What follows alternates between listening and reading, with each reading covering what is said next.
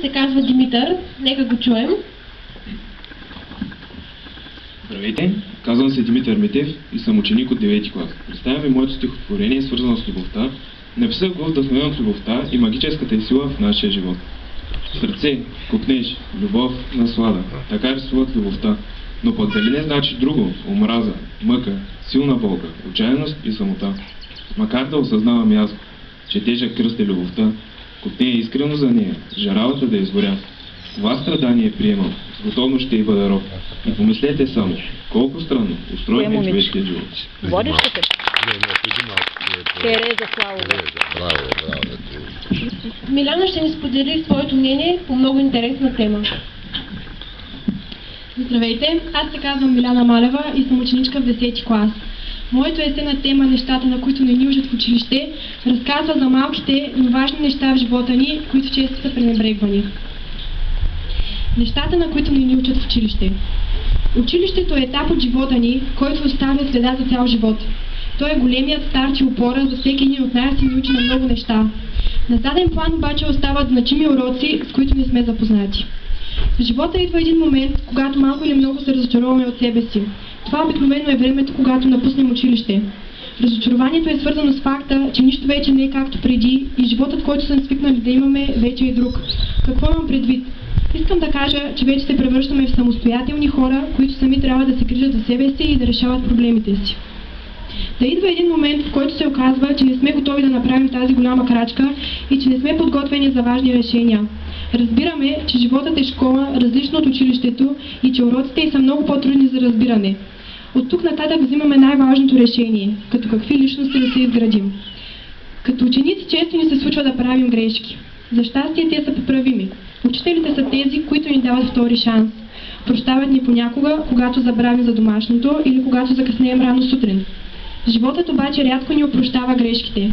И да го направи обикновено е цената на нещо. Дали ще е загуба на средства и време или дори загуба на близък човек. Така става и с всички тези шофьори, които след употребата на алкохол се качват зад волана. В случаите, когато катастрофират, освен че излагат на опасност самите себе си, въвличат и невинни хора в грешката си. Ако имат късмета да оцелеят, то те живеят така наречения втори живот, който винаги им напомня за случвалото се психическите, а и понякога физическите травми, които остават за винаги. Животът е учител, който не може да бъде конкретизиран какъв е. Понякога е твърде взискателен, искайки от нас максималното, без право да допускаме грешки. Когато е ядосан, ни дава за домашно да се справим бързо с проблеми и изпитания, които не винаги са лесна задача. Едно е сигурно обаче. Не обича лъжите и наказанията за тях са тежки. Хората са научили този урок много отдавна и от тук се появява поговорката "на лъжата краката са къси". Колкото и да е добре измислена и изречена лъжата, рано или късно се разкрива, а последиците от нея са сериозни. Урок, който има голям приоритет, е учтивостта и способността да използваме правилните думи в дадена ситуация. Най-често тези малки неща са пренебрегвани, но всъщност ролята им в човешкия живот е голяма. Понякога едно обикновено добър ден и довиждане или просто една усмивка ни предават един особен чар, който околните забелязват и ценят много. В народните приказки винаги има много смисъл, скрит на пръв поглед в глупавите или комични житейски ситуации, в които попадат героите.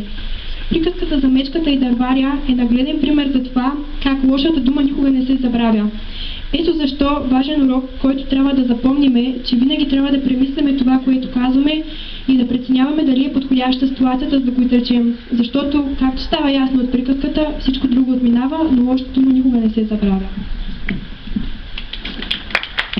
Всеки ден се сблъскваме с ситуации, които ни изпитват.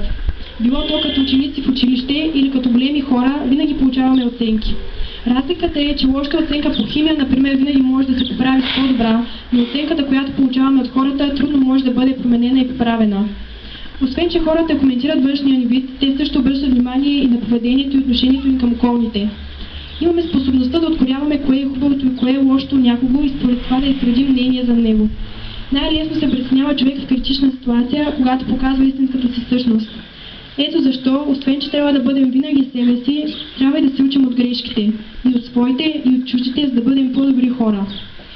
Философът Конфуций е казал: "Животът е най-добрият учител". Много хора, без дори да знаят чия е тази мисъл, също го потвърждават. За разлика от останалите учители, с които прекарваме известен период от време и после ни остават само хубавите спомени с тях, Учителят, наречен живот, остава завинаги някъде в нас, някъде около нас и продължава да ни учи. Често ни доказва, че не знаем всичко и че винаги има какво повече да научим.